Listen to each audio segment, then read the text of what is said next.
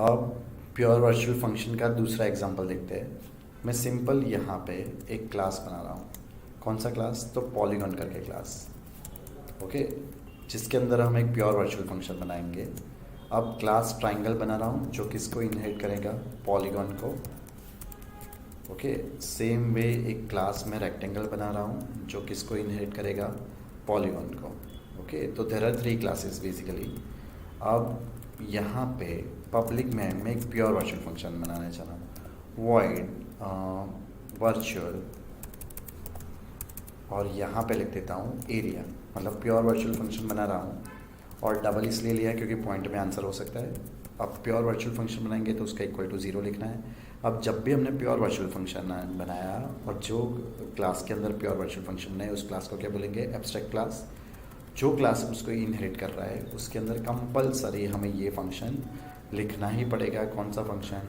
तो virtual function, बराबर। तो अब मैं यहाँ पे वर्चुअल फंक्शन मतलब प्योर वर्चुअल फंक्शन को ओवरराइड कर रहा हूँ, ओके। मतलब ये लॉजिक हमें कंपलसरी लिखना ही लिखना है फोर्सफुली, ओके। अब लॉजिक तो नॉर्मली है एरिया ऑफ ट्राइंगल, ओके। तो आपको फोर्सफुली जब भी डिराइव क्लास के अंदर फंक्शन लिखवाना हो तो उस फंक्शन को हम क्या बना देंगे?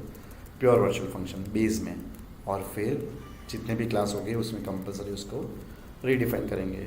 यहाँ पे लिख देता हूँ एरिया ऑफ रेक्टेंगल और फॉर्मूला हाइट इनटू बेस। अब मैं यहाँ पे जा रहा हूँ। यहाँ पे हम सबसे पहले किसका ऑब्जेक्ट बनाएंगे? पॉलीगॉन का, पॉइंटर टाइप का। क्यों ऐसा कर रहे हैं? क्योंकि हमें रन टाइम पॉलीमॉर्फिज्म सीखना है, इसलिए हम जानबूझ के ऐसा कर रहे हैं, ओके। अब ट्राइंगल T1 और रेक्टेंगल R1। पॉइंटर को मैं बोल रहा हूँ कि तू जो T1 पर पॉइंट कर रहा है, और PTR arrow area 100, 200, sorry. Same way PTR को मैं बोल रहा हूँ तुझे कहाँ पे पॉइंट करना है? R1 पे, PTR एरो एरिया, ओके। और यहाँ पे भी मैं लिख देता हूँ 100, 200। चलो चेक करते हैं, रन करते हैं, ओके।